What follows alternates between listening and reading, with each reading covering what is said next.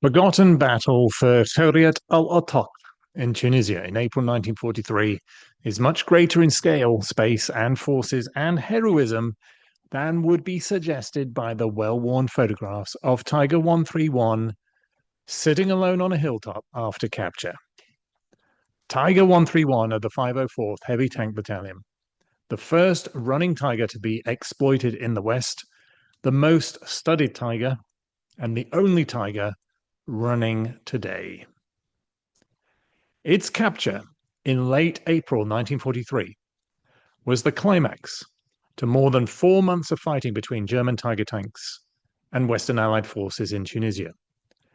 At the time, the Allies still didn't know that Tigers had deployed to Tunisia since November 1942, that Tigers had landed in Tunis in November, that Tigers had deployed to the front that same month, that Tigers had been destroying Allied tanks since the 1st of December 1942. During the Axis counteroffensive from Tunis through Jadida, around to Borba, and thence Medjez al-Bab, the Allies didn't know that Tigers were switched to the southern front and used in an Axis offensive against the French. The Allies didn't know that Tigers were necessary to the defeat of an American counteroffensive on that French front. The Allies first captured a Tiger in late January on the British front. This was Tiger 231 of the 501st Heavy Tank Battalion. But it was burning and penetrated from multiple strikes at close range. Within hours of its disablement inside British lines, the Germans recaptured it and demolished it. For the next 2 calendar months, the wreck of Tiger 231 remained the only Tiger in Western Allied territory. Meanwhile, Tigers were fighting to the south for most of February in huge battles, particularly against Americans, and particularly in the counteroffensive that took the Axis through the Kasserine Pass. But the Allies did not identify any, until 7 demolished Tigers fell into British hands in early March at Hunt's Gap. That sounds like a great quantity, but German demolitions were effective, so these wrecks were no more revealing than Tiger 231 had been, at least as long as Allied intelligence was distracted and misdirected elsewhere. On 21st of April, a single Tiger held off the British in the pass below Djebel Djaffa, until the Germans strangely abandoned it overnight. Yet the British forgot about Tiger 712, and the forget continues. Wikipedia has no entry for Tiger 712 or on the battle for Djebel Djaffa. Even its entry for the operations of the day makes no mention of Tiger 712. Wikipedia's editors should read books instead of hearsay on Discord, such as this book. It was published 5 years ago. Catch up, Wikipedia. If you read that book, you'd know that the main explanation for British failure to exploit Tiger 712 is that it was discovered abandoned on the same day that the British launched their greatest offensive yet, across the Gueriat Plain on the 22nd of April. And on that day, towards the southern end of the offensive, the British knocked out another Tiger. This was Tiger 731. This photograph had been catalogued decades ago without any provenance.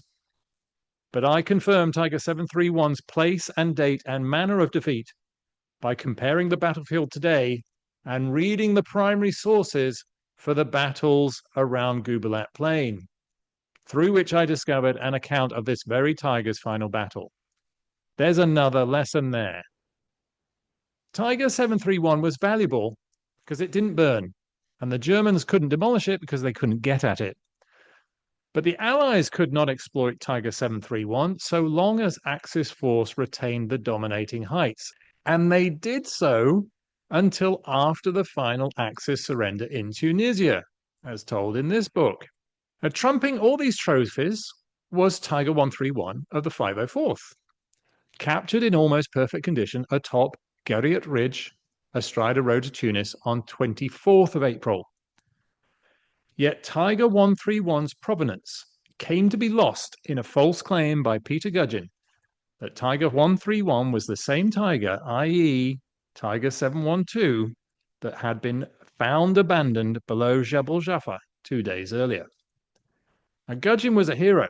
He had fought Tiger 712, but he had not fought Tiger 131. My research of the same sources suggests that he manipulated the evidence to take credit for Tiger 131. Still, at the time, Gudgeon was persuasive, and the Tank Museum painted out the emblems of the true captors and adjusted the place and date of capture, and the errors were not corrected for decades. And the errors still haven't been corrected on Wikipedia, which still places Tiger 131 as knocked out on the 21st of April at Djebel Djaffa. Page needed, indeed. These pages and these pages, the intelligence story from Tiger 712 to Tiger 131, including what was known at the time, what was manipulated later, and what has been corrected. So meanwhile, while the discourse obsessed with the wrong battle, nobody bothered with the forgotten battle for Gueriat Ridge on the 23rd and 24th of April. This battle remained forgotten until the Tank Museum received some hearsay of a Tiger knocked out on Gueriat Ridge 2 and received images taken on Gueriat Ridge that matched the background to Tiger 131 as captured, not Tiger 712. In 2019, the museum invited me to examine the controversy. I was already in the archives and workshops, working there during breaks from my job as a professor, including at the Defense Academy, where I had certified in the AFE design and acquisition courses. I was invited to investigate Tiger 131 itself. From there, I researched the archives in Britain and Germany and the battlefields in Tunisia, and pieced together the puzzle of a story never before told. My research suggests that Tiger 131 fought for 2 days on Gueriat Ridge against parts of 4 battalions of tanks and 6 battalions of infantry. At least 8 hilltops were at issue when the British attacked on 23rd of April. These hills were parts of an Axis defensive line that the Allies hoped to break through all the way to Tunis. The dominating summit was Hill 174, part of what the Allies tended to call Gueriat Ridge, or Gueriat el Atach, as printed on the Allied map of the time. At least 9 different Allied tankers or infantrymen claimed to strike a tank on that ridge on the first day, particularly on point 174. The 142nd Battalion, RAC, Royal Armoured Corps, produced at least 4 claims to knock out panzers, including at least 1 Tiger, on that first day on that ridge. But none was found when it attacked on the second day. Probably the hits were on dummy tanks, as discovered on the hill days later. On the second day, Churchill tanks from 3 battalions on 4 separate hills claimed to fight tanks on point 174.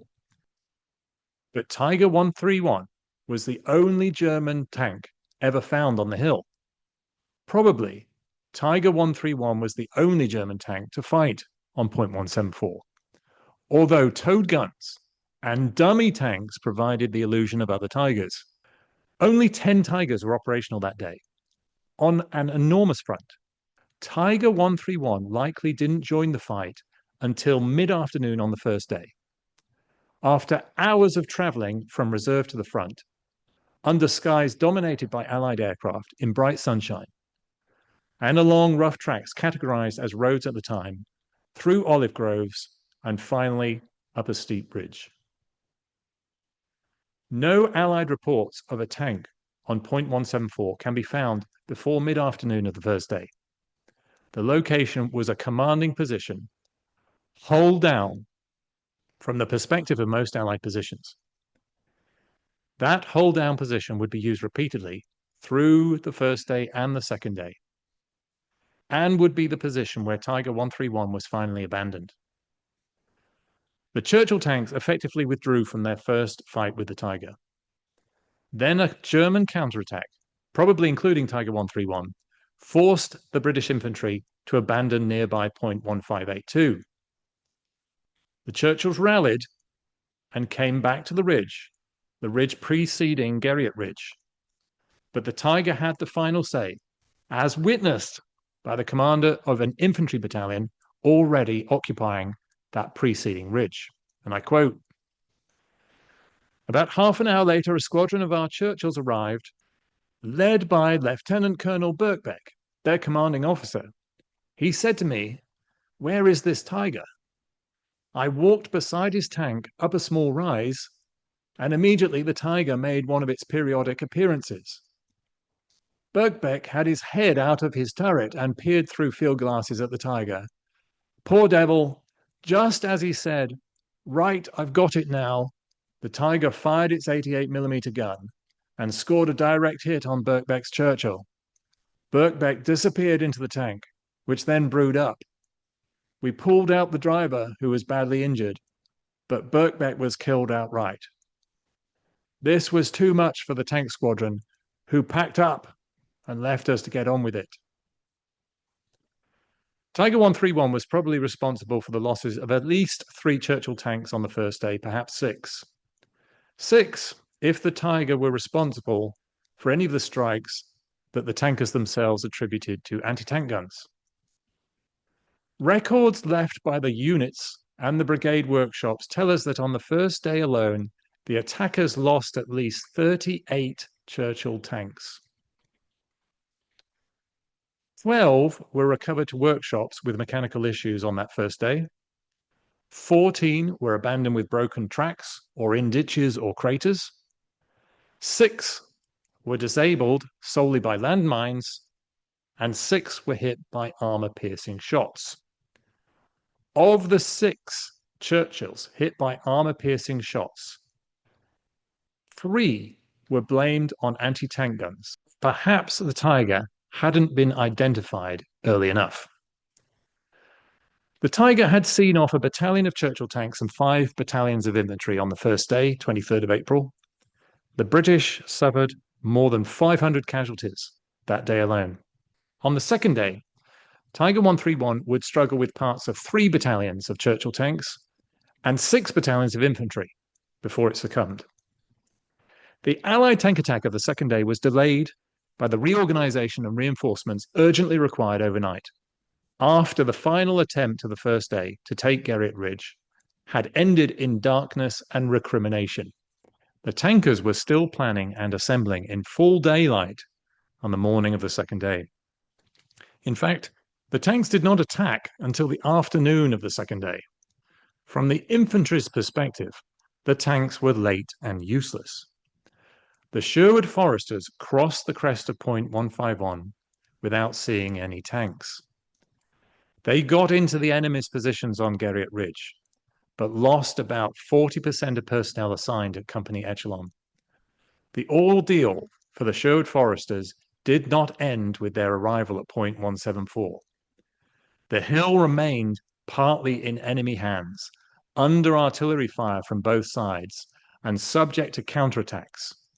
Likely, the 2 forward platoons of each of B Company and D Company, respectively, were near the crest, while the rest of the Foresters were down the reverse slopes. Nevertheless, the Germans counterattacked again, and Tiger 131 came all the way to its favorite hold-down position of the previous day, within throwing distance of the nearest British infantry. So far as the British tanks were concerned, Tiger 131 still commanded the panorama. They could not crest a rise without being exposed to its gun, and the first day had proven that its 88mm gun, 56 calibers long, outmatched the Churchill tanks at this range. The total Churchill losses on the second day add up to 23, according to my reading of all the records. At least 5 must have been knocked out by Tiger 131 from point 174 on that second day. And each of those tank-on-tank fights is described in my book. Still, Tiger 131 failed to persuade the British infantry to withdraw from the reverse slope. One explanation is prior damage to its turret traverse and gun depression, damage suffered by Tiger 131 before the battle for Gueriat Ridge in previous battles. The evidence is gathered from forensic examinations of Tiger 131 by British technicians in 1944 and by the Tank Museum's mechanics and contractors during restoration and by myself in 2019. Now, the other explanation for why Tiger 131 couldn't persuade the British infantry to quit is just topographical. Nobody could see down the reverse slope or over the summit of point 174 without descending the reverse slope itself. Even on level ground, entrenched infantry are difficult to spot from any tank, and the crew of Tiger 131 probably closed hatches due to artillery fire and small arms fire. The Germans were short of infantry as well as tanks that day, so probably Tiger 131 was acting boldly without any support.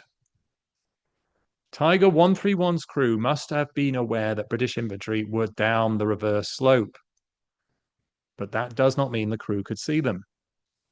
Still, British infantry were close enough to fire on the Tiger.